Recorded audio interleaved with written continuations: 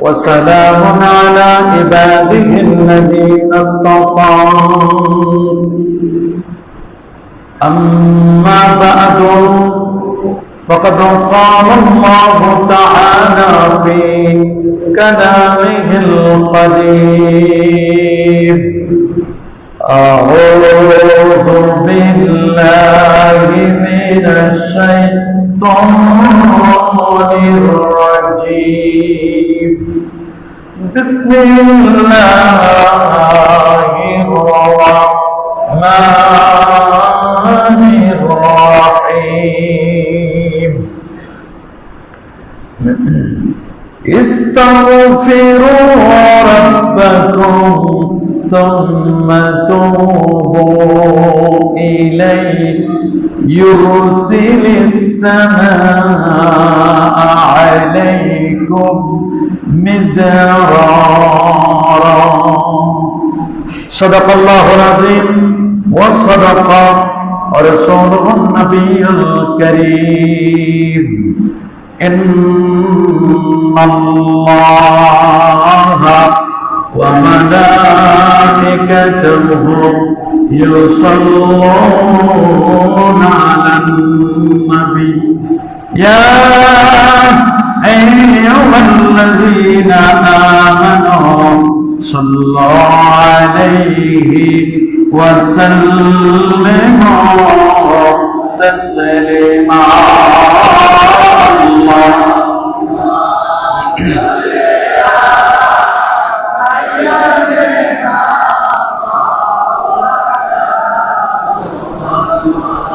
وعلى آل سيدنا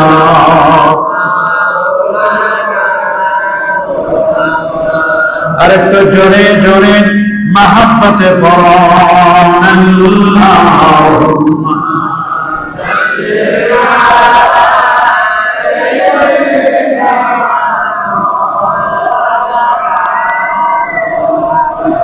وعلى آل سيدنا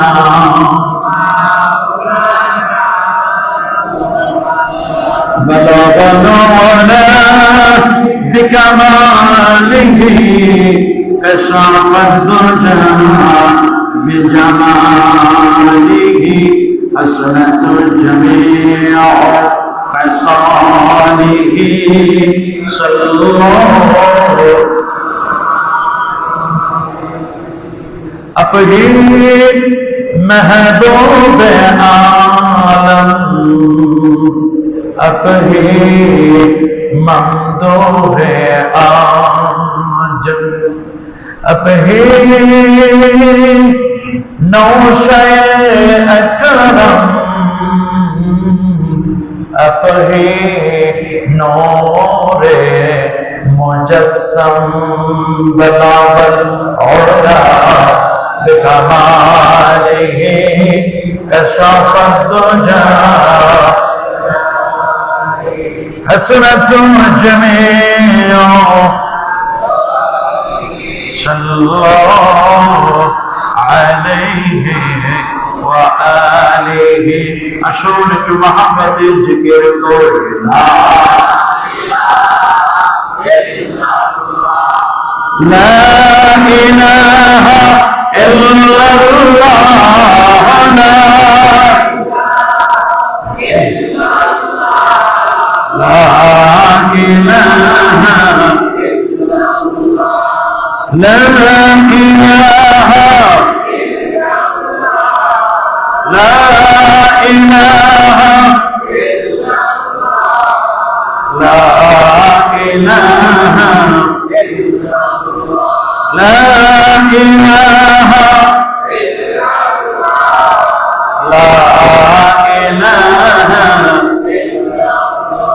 سبحان الله والحمد لله لا إله إلا الله سبحان الله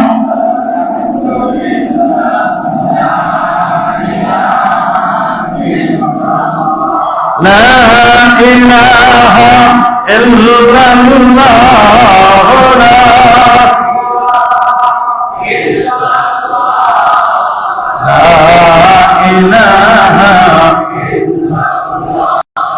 حسبي ربي جل الله حسبي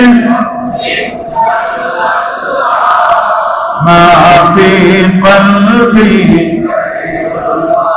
نور محمد صلى الله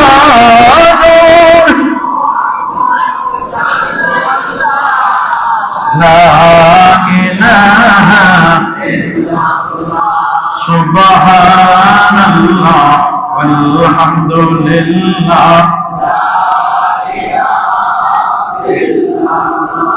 لا إله إلا الله لا إله إلا الله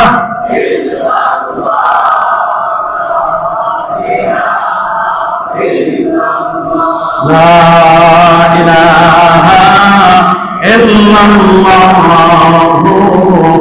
محمد رسول الله صلى الله عليه وسلم حضرات উলামা ইকরাম শ্রদ্ধাভাজন মুসল্লিয়ানে ইজাম আল্লাহ পাকের দরবারে লাখ কোটি শুকর যে মহান মনিব আমাদের প্রতি অত্যন্ত ইহসান করে পবিত্র শাওয়াল মাসের আজকের এই জুমার দিনে তীব্র তাপদাহ এবং গরমের মধ্যে আল্লাহর ঘর মসজিদে আসার ও বসার, তার দরবারে মস্তক অবনত করবার, সাজদা করবার, তার নৈকট্য লাভের জন্য আল্লাহর কাছে প্রার্থনা করবেন সুযোগটুকু এনায়েত করলেন। কালিমাতুশ শুকর আদায় করে পড়ি আলহামদুলিল্লাহ।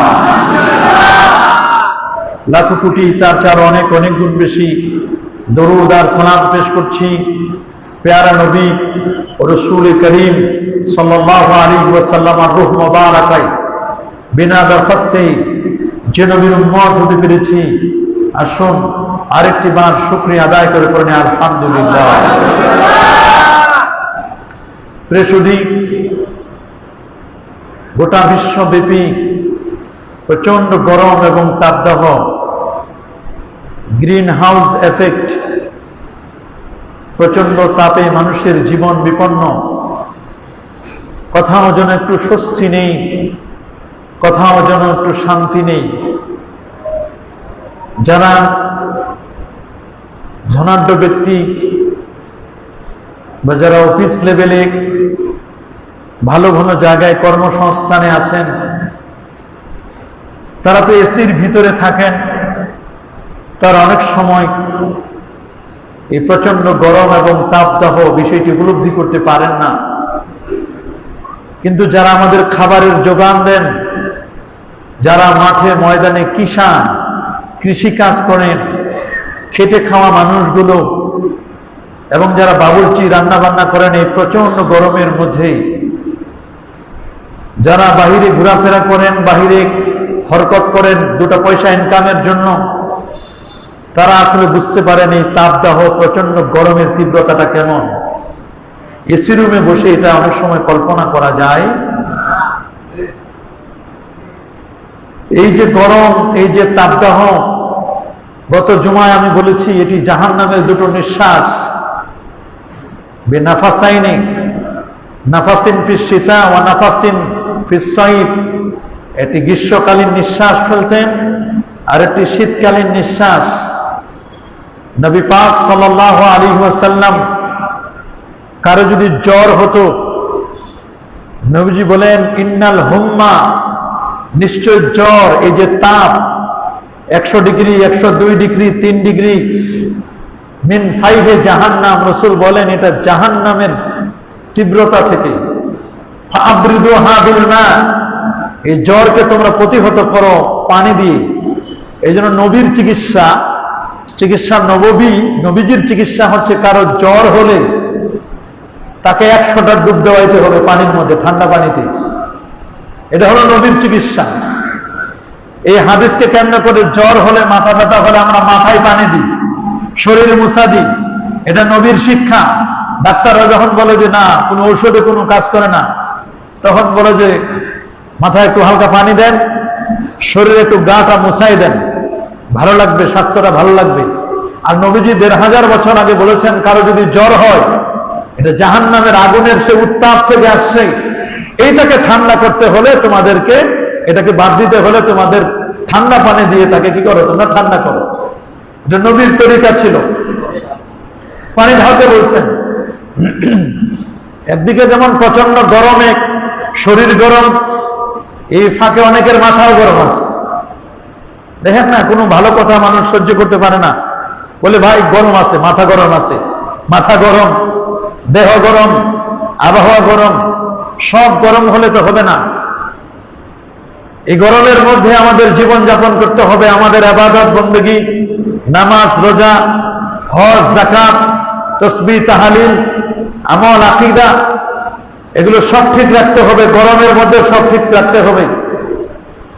আমরা আমাদের দেশে এটা নতুন মনে করছি, যারা 50 ডিগ্রি 52 ডিগ্রি তাপমাত্রা, 60-62 ডিগ্রি তাপমাত্রা নিয়ে চলেন, তাদের কাছে এটা সাধারণ। একটা উটের তাপমাত্রা 110 থেকে 120 ডিগ্রি তাপমাত্রা উট সহ্য করে মরুভূমিতে থাকে। একটা উট যদি থাকতে পারে, আমরা কেন থাকতে পারবো না? থাকতে পারবো, কষ্ট হবে আমাদের। আস্তে আস্তে করে এটা আমাদের সয়ে যাবে, আর সয়ে নিতে হবে। যত আপদ আর বিপদ দেখেন, মানুষকে দোষারোপ করে লাভ নাই, সব হচ্ছে আমাদের হাতের কামাই। সূরাতুর রূমে রব্বুল আলামিন বলেন, জাহারাল ফাসাদু ফিল বাররি ওয়াল বাহর বিমা কাসাবাত আইদিন নাস। জলে আর স্থলে যত আপদ আর বিপদ দেখো, সবগুলো এটা তোমাদের হাতের কামাই। আল্লাহ তাআলা সূরাতুল আনকাবুতের মধ্যে বলেছেন, আলিফ লাম মিম আহাসিবান নাস আইয়ুতরাকু আন ইয়াকুলু আমান্না ওয়া হুম লা ইফতানুন। তোমরা কি মনে করছো যে ঈমান এনেছো অথচ তোমাদেরকে পরীক্ষা করা হবে না?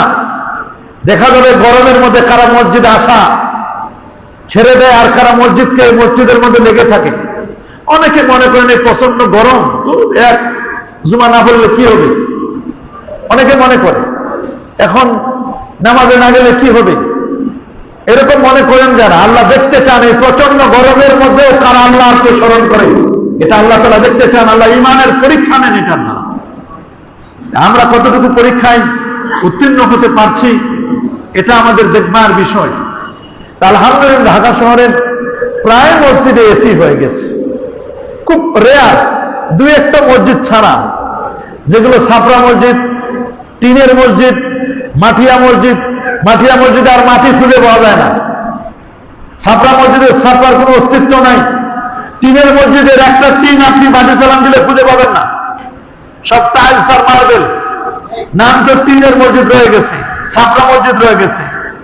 আলহামদুলিল্লাহ, ঢাকা শহরের প্রায় মসজিদে এখন এসি হয়ে গেছে, মানুষ যেন স্বস্তিতে নামাজটা আদায় করতে পারেন। নবী পাক সাল্লাল্লাহু আলাইহি সাল্লামের যুগে এরকম প্রচন্ড গরম হতো। সুনানে আবি দাউদের হাদিস, একবার প্রচন্ড গরম, সাহাবায়ে কেরাম নবীর কাছে নালিশ করলেন, ইয়া রাসূলুল্লাহ, অনেকদিন হয়েছে বৃষ্টি হয় না, কি করতে পারি আমরা? নবীজি বলেন, অমুক দিন ঈদগাহে নামাজের সালাতুল ইস্তিসকা, বৃষ্টি প্রার্থনা নামাজ হবে। সাহাবায়ে কেরাম আসলেন, নবীজি খুতবা দিলেন। আগে নামাজ হলো, খুতবা হলো। নবীজি হাতটা উল্টাই দিলেন, গায়ের যে চাদরটা ছিল এটাকে পরিবর্তন উল্টাই দিলেন। নবীজি অঝর নয়নে কাঁদলেন, সাহাবায়ে কেরামও কাঁদলেন। হাত এখনো নামান নাই, প্রচন্ড বৃষ্টি আসলো। যখন বৃষ্টি আসছে তখন সাহাবায়ে কেরাম দৌড়াদৌড়ি করে, ছুটাছুটি করে যার যার বাড়ির দিকে যাচ্ছে। তাবাসসামা রাসূলুল্লাহ সাল্লাল্লাহু আলাইহি ওয়াসাল্লাম, আল্লাহ নবী তখন মুস্কি হাসলেন যে একটু আগে বৃষ্টির জন্য কত কাকুতি মিনতি, আর এখন এই বৃষ্টির ফোঁটা গায়ে লাগবে, এজন্য বাড়িতে যাওয়ার জন্য ছুটাছুটি করতেছ। নবীজি এটা দেখে হাসতে লাগলেন, সুবহানাল্লাহ। আর নবীজি যখন হাসতেন, ইজা তাকাল্লামা রুয়াকান নূর, নবীজির এখান থেকে নূর চমকাত। তো এরকম ইতিহাস, হাদিস মোবারকায় অসংখ্য নবীর যুগে এরকম ঘটনা ঘটেছে, আল্লাহ নবীর যুগে। এই প্রচন্ড গরমে আমাদের কি করণীয়, নবীজি কি করতেন, সাহাবায়ে কেরাম কি করতেন, এগুলো নিয়ে আজকে আমরা ইনশাআল্লাহ কিছু সময় আমরা আলোচনা করবো ইনশাআল্লাহ। আল্লাহ সুবহানাহু ওয়া তাআলা পবিত্র কোরআনুল কারীমে বলছেন যে ইস্তাগফিরু রাব্বাকুম ফাইন্নাহু কানা গাফফারা। এই যে আজকে দেখেন অনাবৃষ্টি, অতিবৃষ্টি, ভূমিধস, ভূমিকম্প, এগুলো কেন হচ্ছে? এর পিছনে কারণটা কি? কারণ হলো আমাদের পাপ। পাপ বাপকেও ছাড়ে না, এটা মনে রাখবেন। যা কিছু হচ্ছে সবকিছুর মনে হচ্ছে আমাদের অন্যায়, আমাদের পাপ। বলবেন হুজুর কই এত পাপ? হয়তো আপনি দেখেন না, আমার চোখে পড়ে না, কিন্তু কত যে অন্যায়, কত যে পাপ আমাদের অগোচরে হয়ে যাচ্ছে, আমরা অনেকে টেরও পাচ্ছি না, আমরা অনেকে বুঝতে পারতেছি না। দেখেন না, পৃথিবীর একটা পরিপাটি শহর, মানুষের একটু রিল্যাক্সের জন্য দুবাইতে বেড়াইতে যায়। কোথায় বিয়ে হবে বাংলাদেশে, মার্কেট করে দুবাইতে।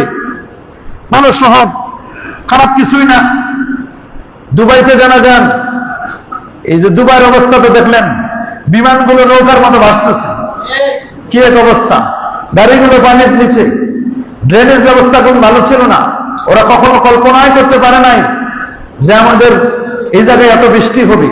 কি ঝড়, কি তুফান, প্রচন্ড বৃষ্টি। এই বৃষ্টিতে পুরো দুবাই শহর, একটা আধুনিক শহরগুলোর মধ্যে একটা অন্যতম শহর দুবাই, কোনো দিশা পায় না। আল্লাহ ছাড় দেন, ছেড়ে দেন না। আল্লাহ যদি ধরেন, পালাবার কোনো পথ নাই।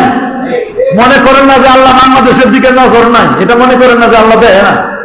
যত জুলুম, অন্যায়, অবিচার যত হবে, তত আল্লাহর পক্ষ থেকে গজবের জন্য রেডি থাকেন। যে দেশ হোক, যেই কমিউনিটি হোক, যারাই হোক না কেন, জুলুম করবেন, অন্যায় করবেন। সমাজের মধ্যে যখন জেনা, ব্যভিচার, মদ, জুয়া, গাঁজা, আফিম, ইয়াবা, বাবা, ফেন্সিডিল, মানুষের প্রতি মানুষের মমত্ববোধ, হিউম্যানিটি, মানবতা যখন আস্তে আস্তে করে কমে যাবে, সমাজের মধ্যে যখন পরকীয়া, পরশ্রীকাতরতা, মানুষের মধ্যে হিংসা, বিদ্বেষ, মারামারি, কাটাকাটি, খুন খারাপি, মাত্র সামান্য একটু কথায় কথায় টাকা দিতে দেরি হয়েছে, বাসের ভাড়া দিতে খুন করে ফেলেছে। নাউজুবিল্লাহ বলেন। এই যে ঠুনকো কথায় খুন, এগুলোই তো আমাদের সমাজটাকে নষ্ট করে দিচ্ছে। কথা বলেন। সমাজকে নষ্ট করার জন্য খুব বেশি প্রয়োজন হয় না। ছেলে বড় মাপের ইঞ্জিনিয়ার, বুঝেন এক একটা ইঞ্জিনিয়ারের কত লক্ষ লক্ষ টাকা আয় করে। আলগা তো আছেই, এমনি যেটা লিগালি যেটা করে তো আছেই, ইনলিগাল অবৈধ পন্থায় তারা কত আয় করে।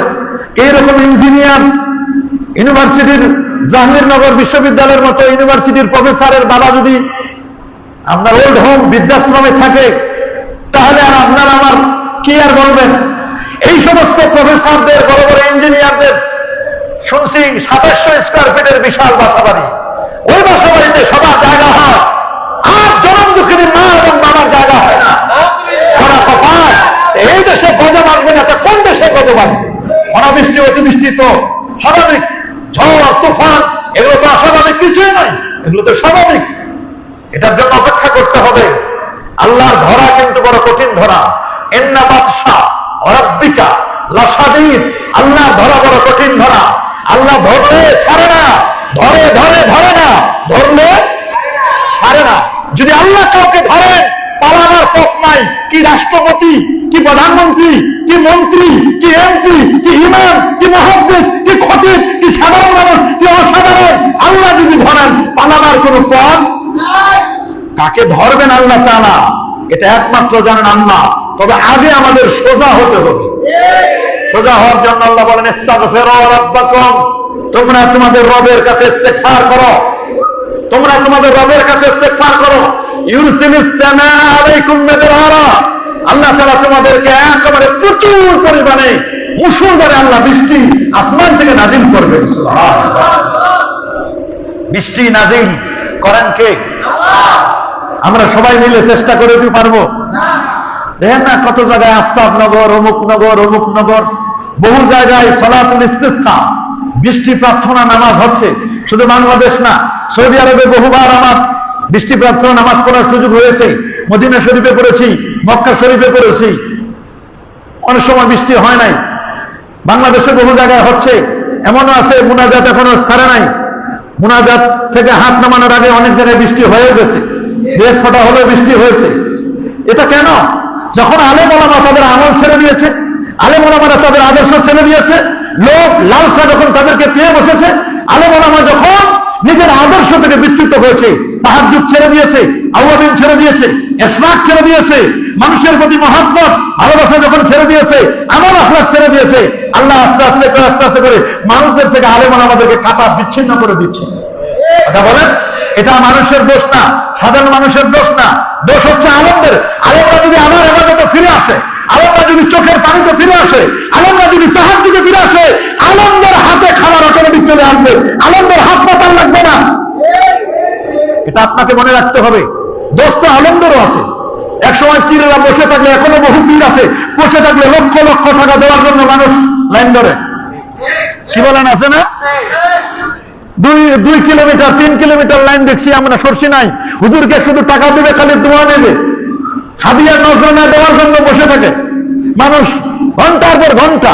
আমরা নিজেরাও যাই 2 ঘন্টা 2.5 ঘন্টা দাঁড়ায় থাকি, কখন হুজুর একটু সুযোগ পাবে, একটু হাদিয়া দিয়ে একটু দোয়া নিব আমরা, এগুলো আমরা বলি। অথচ বহু আলেম থালা পাত্রকে 1 টাকাও দিবে না।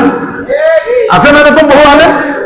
আলেম যদি তাকি আলেম হয়, মুত্তাকি আলেম হয়, পরহেজগার আলেম হয়, আলেম যদি তাহাজ্জুদের নামাজ মিস না হয়, আলেমের মাথায় যদি পাগড়ি থাকে, আওয়াবিন করে, ইসরাক করে, জিকির আজকার করে, আল্লাহর সাথে সম্পর্ক থাকে, তাহলে দেখবেন ওই আলেম যখন কথা বলবে, ওই আলেমের কখনো অর্থের অভাব হবে না।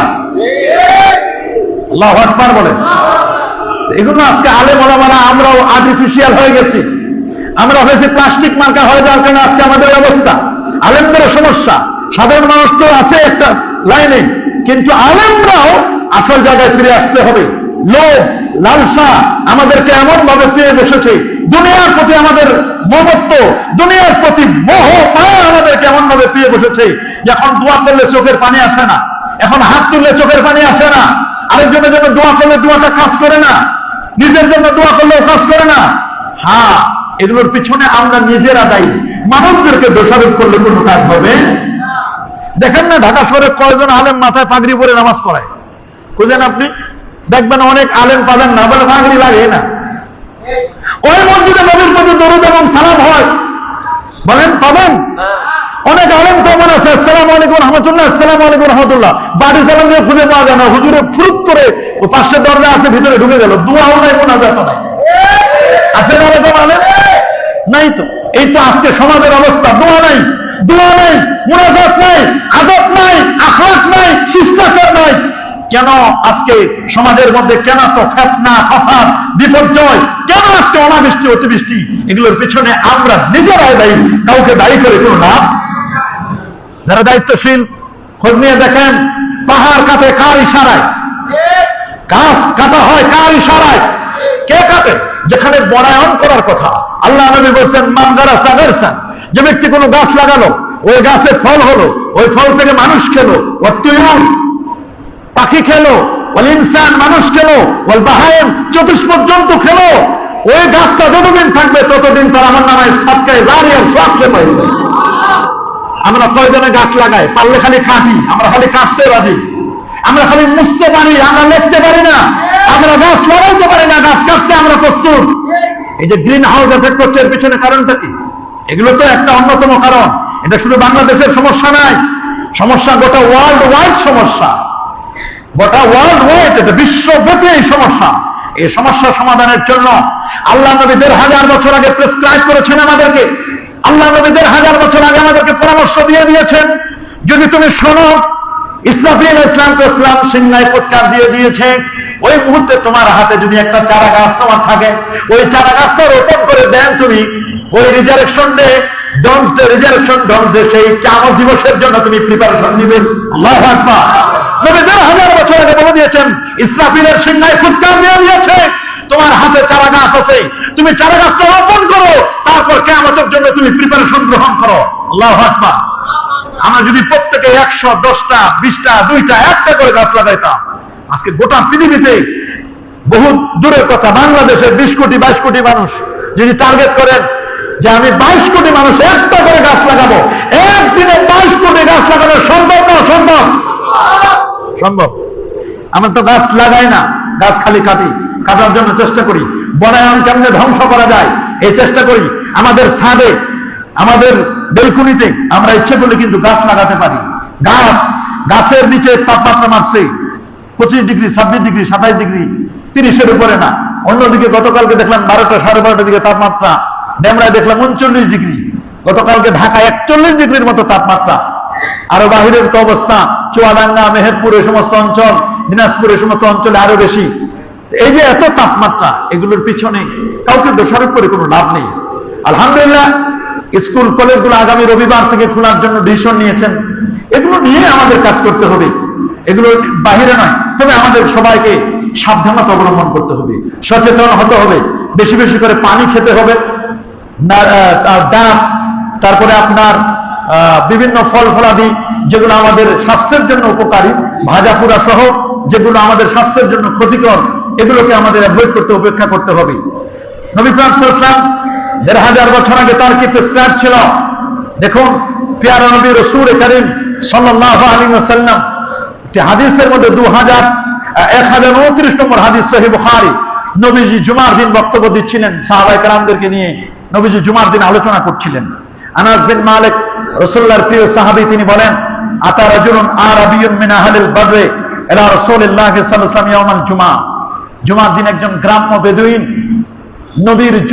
নবীর মসজিদে নববীতে জুমার নামাজ পড়ার জন্য গ্রামের লোকজন মসজিদে চলে আসতেন। সুবহানাল্লাহ।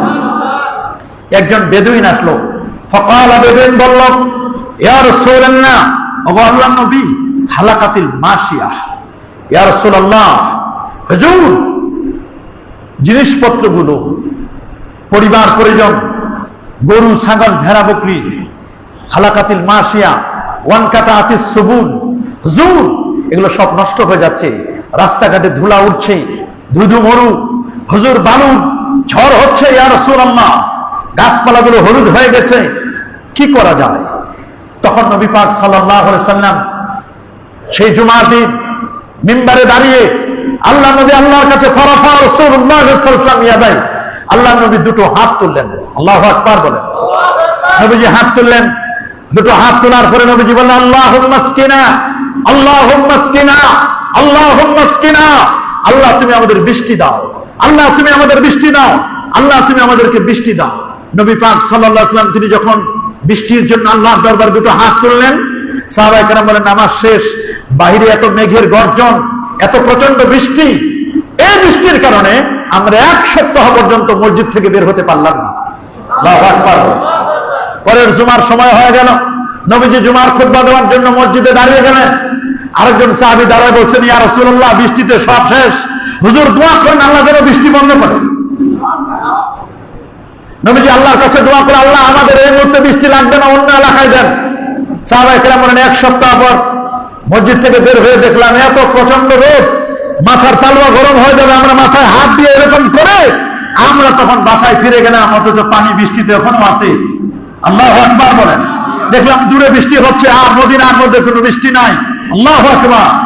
নবী পাক সাল্লাল্লাহু আলাইহি ওয়াসাল্লাম তার সিস্টেম ছিল, যখন এরকম বৃষ্টির প্রয়োজন হতো তখন আল্লাহ নবী সালাতুল ইস্তিসকা, বৃষ্টি প্রার্থনা নামাজ নবীজি পড়তেন। এটা বড় মাঠে পড়তে হয়, ঈদগাহে পড়তে হয়, যদি কোথাও জায়গা না থাকে তাহলে মসজিদে পড়াও যায় গেছে। 2 রাকাত নামাজ সালাতুল ইস্তিসকা, বৃষ্টি প্রার্থনা নামাজ পড়তে হয়, চাদর পরিবর্তন করে হাতগুলো উল্টা দিক থেকে আল্লাহর কাছে প্রার্থনা করতে হয়। আরেকবার মদিনা শরীফে এরকম আরেকটি সমস্যা হলো, যে হাদিসটি মুসনাদুদ দারুনের 93 নম্বর হাদিস, হযরত আউস বিন আব্দুল্লাহ রাদিয়াল্লাহু তাআলা আনহু, আউস বিন আব্দুল্লাহ তিনি বলেন, একবার মদিনায় কঠিন আকারে অনাবৃষ্টি দেখা দিল, প্রায় 9 মাস পর্যন্ত মদিনা শরীফে কোনো বৃষ্টি নাই। আল্লাহর নবীও তখন বেঁচে নাই। হযরত আব্দুল্লাহ তিনি হাদিসটি বর্ণনা করেছেন। এই হাদিসটি মুসনাদুদ দারিমির হাদিস। মদিনা শরীফে 9 মাস পর্যন্ত কোনো বৃষ্টি হচ্ছে না। কার কাছে যাবেন মানুষগুলো, কাকে একটু বলবেন যে আমাদের মদিনায় কোনো বৃষ্টি নাই? সবাই মিলে সিদ্ধান্ত নিল, আমরা মা আয়েশার কাছে, নবীর স্ত্রী আম্মা জান আয়েশার কাছে আমরা নালিশ করি। সুবহানাল্লাহ। মা আয়েশার কাছে আসলেন, নবীজি বলছেন 1/3 এলেন, 1/3 এক অংশ এলেন তোমরা মা আয়েশার কাছ থেকে নিবে।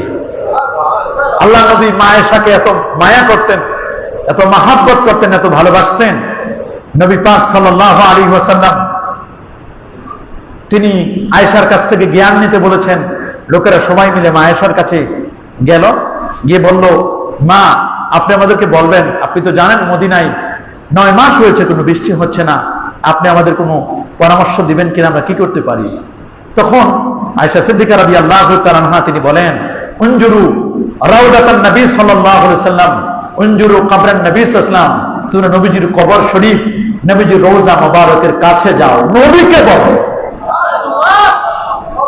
বলে আচ্ছা ঠিক আছে, আমরা নবীজির রওজার কাছে যাব। তারপর বলে ফাজআলু মিনহু কুআন ইলা সামা হাত্তা লা ইয়াকুনা বাইনাহু ওয়া বাইনাস সামায়ে সাকফুন। নবী রওজায় গিয়ে নবীজির রওজার উপরে তোমরা ছিদ্র করো। কি করো? ছিদ্র, একটা বড় ছিদ্র করো। রোজার উপরে যে ছাদের মতো দেওয়া আছে, যেটা গম্বুজ, তোমরা ওই সময় অত বড় গম্বুজ ছিল না, শুধু জন্য বৃষ্টি না পড়ে এই জন্য দিয়েছিল একটা ছাদ। বলে এটা তোমরা একটা ছিদ্র করো।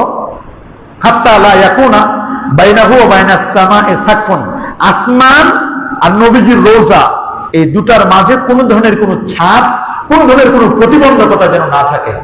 সুবহানাল্লাহ। ক্বালা, রাবী বলছেন ফাআলু, তারা তাই করলো। তবে জিজ্ঞেস করলো কেন এমনটি করা হবে? আসমান আর নবীর রোজার মধ্যে কি সম্পর্ক? বলে কোরআনে আছে, যখন কাফেররা মরেছিল তখন আসমান কাঁদে নাই কাফেরদের জন্য। তাহলে বোঝা গেল মুমিনের জন্য, কোন মুমিন যখন পৃথিবীতে মারা যায় তখন আসমান কাঁদে। বাকাতিস সামা, আসমান কাঁদে। বলে শোনো, আল্লাহ নবী যেদিন ইন্তেকাল করেছিলেন, নবীর ইন্তেকালে আসমান কেঁদেছিল। আসমানটা বহু বছর হয়ে গেছে, নবী রওজা শরীফটা সরাসরি দেখে নাই, ছাদ হয়ে গেছে। তোমরা যদি ছাদটা কিছু সরাই ফেলতে পারো, আসমান যদি আমার নবী রওজা দেখে, নবী রওজা দেখে আসমান আবার কেঁদে দিবে। আসমান কেঁদে দিলে অবশ্যই বৃষ্টি হবে। সত্যি আসমান যখন নবীজি রওজা মোবারক দেখেছে, নবী রওজা দেখে আসমান কেঁদে দিয়েছে, মুষলধারে বৃষ্টি হলো। ফা মুতিরনা মাতারান হাত্তা নাবাতাল উসবু ওয়া সামিনাতিল ইবিল।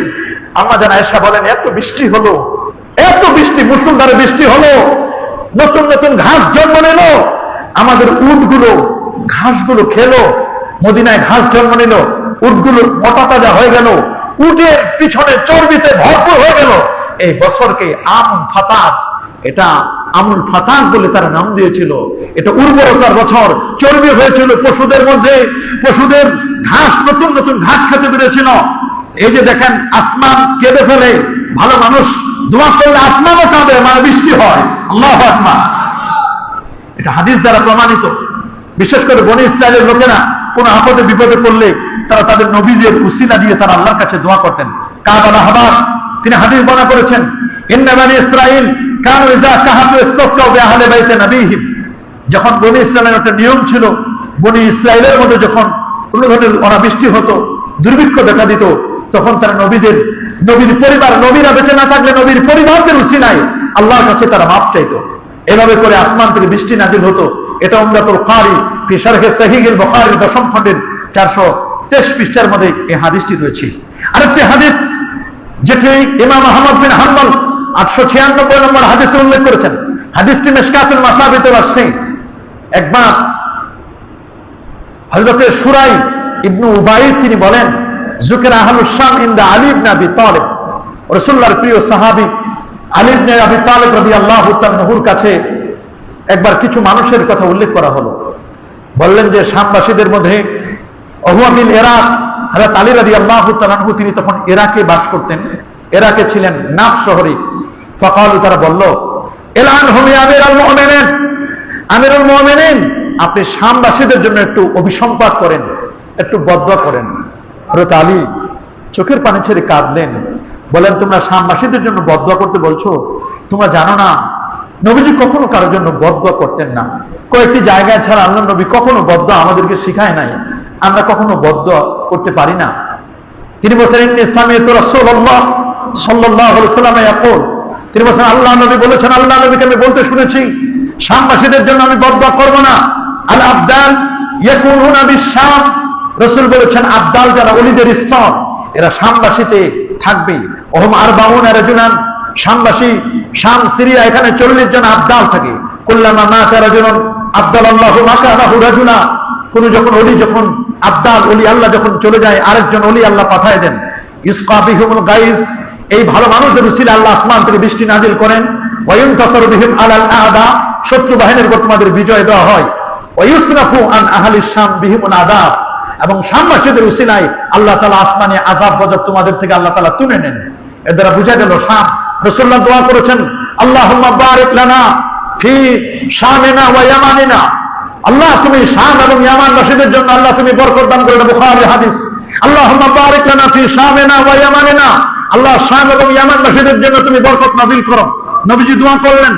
একজন বললেন ইয়া রাসূলুল্লাহ ফি নাজদিনা, নজদের জন্য বর্তমান রিয়াদ যেটা দুবাই রিয়াদ এই অঞ্চলগুলো নজদের জন্য হুজুর দোয়া করেন।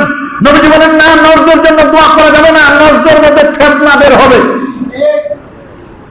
ওখানে কারণ শয়তান শয়তানের সিং বের হবে, যত শয়তানি সব এখান থেকে বের হবে, নজ থেকে ওই অঞ্চল থেকে বের হবে। যেখানে এখন দেখেন না, সেখানে তারা কত কিছু বানিয়ে দিয়েছে, বিভিন্ন সিস্টেম তারা বানিয়ে দিয়েছে, গির্জা বানাচ্ছে, অন্যান্য যে তারা সিস্টেম চালু করে দিয়েছে।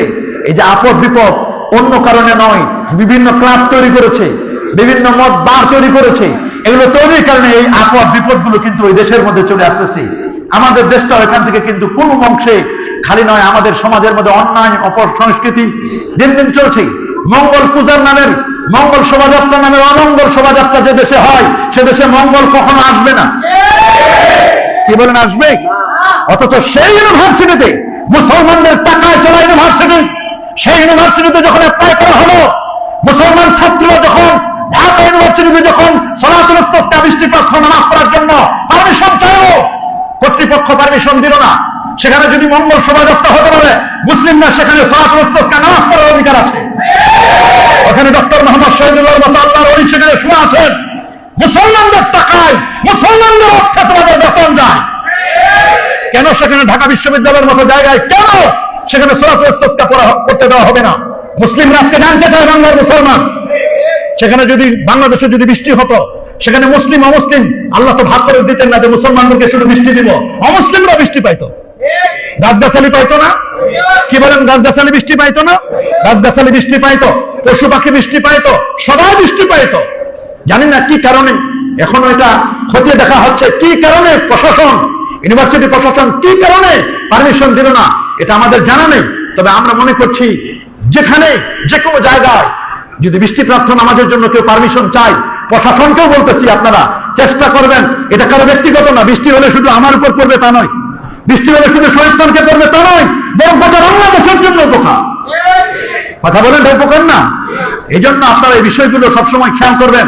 যারা এই ধরনের কিছু মানুষ চায় বাংলাদেশে কিছু একটা বিশৃঙ্খলা সৃষ্টি করে দেওয়ার জন্য, এগুলো সবসময় চায় সরকারকে বেকায়দা ফেলার জন্য, সরকারকে বেকায়দা ফেলার জন্য এর চেষ্টা করে। আপনারা এগুলো সজাগ থাকবেন, প্রশাসন আপনারা সবসময় এগুলো সজাগ থাকবেন, গোয়েন্দা সংস্থা সহ যারা আমার বক্তব্যগুলো শুনছেন অনলাইন অফলাইনে সবসময় সারা বিশ্বব্যাপী আমাদের বক্তব্যগুলো যাচ্ছে, এই কথাগুলো আপনারা খেয়াল করবেন। আপনারা জানেন নবী পাক সাল্লাল্লাহু আলাইহি ওয়াসাল্লামের হাদিসগুলোকে যিনি সংরক্ষণ করেছিলেন, ইমাম বুখারী আবু আব্দুল্লাহ মুহাম্মদ ইবনে ইসমাঈল ইবনে ইব্রাহিম ইবনে মুগীরা আল বারদাসবা আল জুফি আল ইয়ামানি আল বুখারী রাহিমাহুল বারী এত বড় মাপের পণ্ডিত ছিলেন, যিনি 6 লক্ষ হাদিসের হাফেজ ছিলেন। আল্লাহু আকবার বলেন। 6 লক্ষ হাদিসের হাফেজ ইমাম বুখারী রাহমাতুল্লাহি আলাইহি। ওনার জন্ম বুখারা সমরকন্দ, বুখারা সমরকন্দে ওনার জন্ম। কিন্তু এই বুখারা সমরকন্দে জন্ম হলেও কি হবে, বুখারার যিনি শাসক ছিলেন, সমরকন্দের শাসক, বুখারার শাসক তাকে বুখারাতে সমরকন্দে থাকতে দেয় নাই। 90,000 ছাত্র একসাথে তার কাছ থেকে দর্শ নিতেন। আমাদের এখানে কয় হাজার মানুষ, 5-6,000 7,000 মানুষ হতে পারে, সর্বোচ্চ 5,000 হবে। সব মিলে রাস্তাঘাট, দোতলা 3তলা ছাদ সহ আশপাশের করিডোর সহ 5-6,000 মানুষ হবে। আর সেখানে একসাথে 90,000 ছাত্র ইমাম বুখারীর কাছ থেকে বুখারী শরীফের দর্শ নিত। বুখারার গভর্নর, প্রেসিডেন্ট তিনি ছিলেন। তিনি বলেন মোল্লার কাছে 90,000 মানুষ একসাথে পড়াশোনা করে, সবাই হাতের চটের উপরে পড়ে। আমারও মন চায় আমি একটু বুখারী শরীফের 10টা নিব ওনার কাছে। তো মোল্লাকে সম্মান দেওয়া হলো ইমাম বুখারীকে, যে আপনি একটু আমার বাসায় রাজমহলে আসবেন, গণভবনে আসবেন, গণভবনে এসে আপনি একটু এই বুখারী শরীফের সবকটা আমাকে, আমার 2 সন্তান আছে এদেরকে দিয়ে যাবেন। আমি হলে তো 3টা লাভ দিতাম যে গণভবনে দাওয়াত পাইছি, এর চেয়ে আর কি, সব বাদ দিয়ে আমি চলে যাইতাম গণভবনে হালুয়া রুটি নেওয়ার জন্য, হালুয়া রুটির ভাগ নেওয়ার জন্য। ইমাম বুখারী বলছেন না, আমি তোমার ভবনে, তোমার রাষ্ট্রপতির ভবনে আমার যাওয়ার কোনো ক্ষমতা আমি যেতে পারবো না। তোমার যদি প্রয়োজন হয়, তোমার সন্তানের যদি প্রয়োজন হয়, তাহলে এইখানে এসে চটের উপরে হাঁটু গেড়ে 90,000 ছাত্র যেভাবে বুখারী শরীফের দর্শ নেয়, তুমিও ওইভাবে নাও। আল্লাহু আকবার বলে। এই কথা বলার পরে তিনি বলেন, এই এলেম আমি কখনো অপমান অপদস্থ করতে চাই না, এই এলেমটাকে আমি অপমান করতে চাই না, রাজদরবারে নিয়ে গিয়ে এলেমের ফেরি করব, এটা আমি কখনো চাই না। সেদিন তিনি যান নাই, মাথা নত করেন নাই। গভর্নর তাকে বলছেন আপনি বুখারায় থাকতে পারবেন না, বলে আমি থাকবো না, বুখারা দরকার নাই। বুখারা থেকে তিনি চলে গেলেন। তার জন্য 84টি গেট করা হলো, কে বলছেন আরো বেশি, 1000 উপর গেট করা হয়েছে। এত লেখাপড়ায় ব্যস্ত থাকতেন। উনি যখন অসুস্থ হয়ে গেলেন মৃত্যুর আগে, ডায়াবেটিস রোগীতে আক্রান্তের মতো অবস্থা, যখন ডায়াবেটিস নীল হয়ে গেছে, হসপিটালে নেওয়া হয়েছে ইমাম বুখারীকে। ডাক্তার দেখে বলেন উনি কি কোনো মুসলমান না কোনো সন্ন্যাসী? বলে না, উনি তো মুসলিম। খালি মুসলিম না, উনি একজন ফার্স্ট ক্লাস মুসলিম। উনি একজন। বলে কেন? মনে হয় না যে উনি মনে হয় কোনো সন্ন্যাসী, উনি মনে হয় ওনার জীবনে কোনো সবজি খায় না, ভেজিটেবল খায় না। জিজ্ঞেস করেন তো উনি কোনো ভেজিটেবল খাইছেন কিনা? বলে উনি 42 বছর ধরে কোনো সবজি খায় না, শুধু শুকনা রুটি খেয়েছেন। বলে ওনার চিকিৎসা কি? বলে ওনার চিকিৎসা হলো উনি যদি শুধু পানি আর সবজি খায়, বেশি করে সবজি খাইলে, নিরামিষ খেলে, ওনার সবজি খেলে ওনার স্বাস্থ্য ভালো হয়ে যাবে। আল্লাহু আকবার বলে। এত বড় মাপের পণ্ডিত ছিলেন। সেই ইমাম বুখারী রাহমাতুল্লাহ আলাইহি ইন্তেকাল করলেন খরতম নামক জায়গায়, একটা অপরিচিত জায়গায়। ইন্তেকালের পরে সমরকন্দে 5ম শতাব্দীতে সমরকন্দে 17 মাস পর্যন্ত বৃষ্টি হয় না। সমরকন্দে পুরো এরিয়া সালাতুল ইস্তিসকা, বৃষ্টি প্রার্থনা নামাজ পড়া হয়েছে কয়েকশো জায়গায়, কোনো বৃষ্টি হয় না, কোনো বৃষ্টি নাই। ঠিক ওই অবস্থায় সালেহ নামক একজন ব্যক্তি, সালেহ নাম তার, সালেহ নামক একজন ব্যক্তি, নেককার ব্যক্তি, শহরের কাজী যিনি ছিলেন, বিচারক, সমরকন্দের যিনি কাজীউল কুযাত ছিলেন, তার কাছে গেলেন। কাজী সাহেবকে পরামর্শ দিলেন, আমার মতে আপনার এবং সর্বসাধারণ মুসলমান উচিত ইমাম বুখারীর মাজার শরীফ জিয়ারত করে ইমাম বুখারীর মাজারের সামনে গিয়ে তাকে উসিলা দিয়ে আল্লাহর কাছে বৃষ্টি প্রার্থনা করা। দেখবেন আপনি এটা করেন, আল্লাহ চাইলে বৃষ্টি দিয়ে দিবেন। আল্লাহু আকবার বলেন। সেখানে তারা সিদ্ধান্ত নিলেন, আগামী সোমবার সিদ্ধান্ত নিলেন। সিদ্ধান্ত অনুযায়ী ইমাম বুখারী রাহমাতুল্লাহ আলাইহির মাজারের কাছে গেলেন।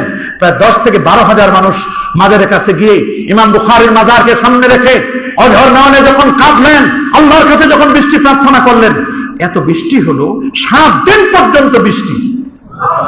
অথচ খরতম থেকে সমরকন্দ মাত্র 3 মাইলের দূরত্ব। 7 দিন পর্যন্ত বৃষ্টি হওয়াতে সেখানে এই দূরত্বে একজন মানুষ আর সমরকন্দে আসতে পারলো না। 3 দিন পর্যন্ত ইমাম বুখারীর মাজারের পাশে, খবরের পাশে তাদেরকে থাকতে হলো। আল্লাহু আকবার বলে। এত প্রচুর পরিমাণে বৃষ্টি হলো। এই জন্য বৃষ্টি কখন দিবেন এটা আমরা কেউ জানি না, একমাত্র জানেন যিনি, তিনি কে? ইমাম যাহাবী সিয়ার আলামিন নুবালা 12তম খণ্ডের 469 পৃষ্ঠার মধ্যে এই ঘটনাটি তিনি উল্লেখ করেছেন। আপনি শুনলে অবাক হবেন। ওই যে ব্রাহ্মণবাড়িয়া চতুরার একজন হুজুর আছেন, তার নাম প্রফেসর আব্দুল খালেক রহমাতুল্লাহ আলাইহি। চতুরা 3 লাখ পীরের এদিক থেকে আগে চতুরা প্রফেসর আব্দুল খালেক রহমাতুল্লাহ, যিনি ফুরফুরা মুজাদ্দিদে জামানের একজন খলিফা ছিলেন। সেই কুমিল্লা থেকে দূরে ভারতের ওপারে ত্রিপুরার সেই ওই সব অঞ্চলে একবার এরকম কঠিন বৃষ্টি হয় না। হিন্দু মানুষগুলো, অমুসলিম যারা, তারা মিলে হুজুরের কাছে গেলেন, হুজুর আমরা শুনেছি আপনি আল্লাহর ওলি, আমরা তো এত কিছু বুঝি না, শুনেছি আপনি আল্লাহর ওলি, তা আমরা আপনার কাছে একটু বলতে চাই যে আমাদের এলাকা, আপনি জানেন আমাদের পুকুরের সব পানি শুকিয়ে গেছে, আপনি একটু এসে একটু দোয়া করে দিবেন। আমরা জানি আপনার সাথে আল্লাহর সম্পর্ক আছে, আপনি দোয়া করলে বৃষ্টি হবে। প্রফেসর আব্দুল খালেক রহমাতুল্লাহ আলাইহি চতুরাবি উনি বললেন যে ঠিক আছে, তোমরা রেডি হও, তোমরা আসবা, তোমাদের কিছু করা লাগবে না, কিছু মুসলিম নিয়ে আসবা, কয়েকজন মুসলিম 10-15 জন, আর একটা পুকুরের মাঝখানে আমার জন্য একটা জায়নামাজ বিছাই দিবা, এটা আমার খাদেম জায়নামাজ দিয়ে বিছাই দিবে। আল্লাহর ওলি প্রফেসর আব্দুল খালেক রহমাতুল্লাহ আলাইহি তিনি পুকুরের মাঝখানে জায়নামাজ বিছাই দিয়ে 2 রাকাত নামাজ করে সালাতুল ইস্তিসকা পড়ে আল্লাহর কাছে দুটো হাত তুলেছেন, হাত নামান নাই, নামানোর আগে এত প্রচুর পরিমাণে বৃষ্টি হলো আল্লাহর ওলি উঠে আসতে অনেক কষ্ট হয়ে যাচ্ছিল। আল্লাহু আকবার। শর্ষিনার পীর শাহ সুফি আবু জাফর মোহাম্মদ সাল্লাল্লাহু আলাইহি ওয়াসাল্লাম দিনাজপুরের একটা অঞ্চলে গোলাপগঞ্জ নামক জায়গায় একবার গিয়েছেন, সেখানে যাওয়ার পরে বৃষ্টি হয় না। মানুষজন বলতেও সাহস করে না যে হুজুর আমাদের এলাকায় কোনো বৃষ্টি হয় না, আমাদের ক্ষেত খামার সব নষ্ট হয়ে যাচ্ছে। আল্লাহর ওলিকে কে যেন বললেন যে হুজুর একটু দোয়া করেন, তো হুজুর বললেন বাবা শুনেছি এলাকার কোনো বৃষ্টি নাই। এত প্রচুর পরিমাণে বৃষ্টি, হাজার হাজার মানুষগুলো বলছেন এখন মাহফিল শুনবেন নাকি, বৃষ্টিও দরকার আবার মাহফিলও দরকার। হুজুর বলেন আল্লাহ তুমি যেখানে যেখানে বৃষ্টি দরকার সেখানে সেখানে দিয়ে দাও। মাহফিলের চতুর্দিকে কোনো বৃষ্টি হলো না, অথচ আশপাশে মাহফিলের জায়গায় কোনো বৃষ্টি হলো না, মাহফিলের চতুর্দিকে প্রচুর পরিমাণে বৃষ্টি হলো। আল্লাহু আকবার। আমার জীবনের কয়েক বছর আগে হুসাইনপুর নামক একটা জায়গায় নারায়ণগঞ্জে সোনারগাঁ থেকে দূরে আমার জীবনে বহু দেখছি শর্ষিনার বর্তমান হুজুরও আমরা আমাকে স্টেজে উঠাই দিয়েছে ওয়াজ করার জন্য, আমি ওয়াজ করতেছি, শুনতেছি বৃষ্টি হচ্ছে।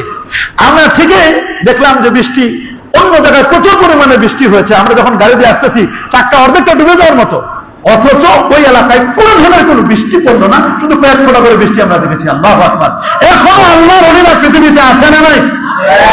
এই জন্য কর্তৃপক্ষ আমাদের সিদ্ধান্ত নিয়েছে, আলহামদুলিল্লাহ বৃষ্টি দেওয়ার মালিককে, এটা কেউ গর্ব করে বলতে পারবে না যে চাইলেই বৃষ্টি হবে। বৃষ্টি যখন প্রয়োজন বৃষ্টি আল্লাহ তাআলা তখনই দান করবেন। তা আগামী শুক্রবার, এই শুক্রবার তো গেল, আগামী শুক্রবার সকাল 9টায় শহীদ পার্ক মাঠে আমরা সালাতুল ইস্তিসকা বৃষ্টি প্রার্থনা নামাজ পড়বো। আল্লাহ যদি চাহে আমিও ইনশাআল্লাহ আপনাদের সাথে থাকবো। হ্যাঁ, গরম থাকবে কি না থাকবে এটা আল্লাহ তাআলা ভালো জানেন। গরম থাকুক আর না থাকুক আমরা সেখানে সালাতুল ইস্তিসকা বৃষ্টি প্রার্থনা নামাজ আমরা ইনশাআল্লাহ 2 রাকাত নামাজ আদায় করবো, ইনশাআল্লাহ দোয়া হবে। আল্লাহ তাআলা আমাদের সবাইকে কবুল করুন, মঞ্জুর করুন। আপনারা মেহেরবানি করে দাঁড়িয়ে 4 রাকাত কাবলার জুমা আদায়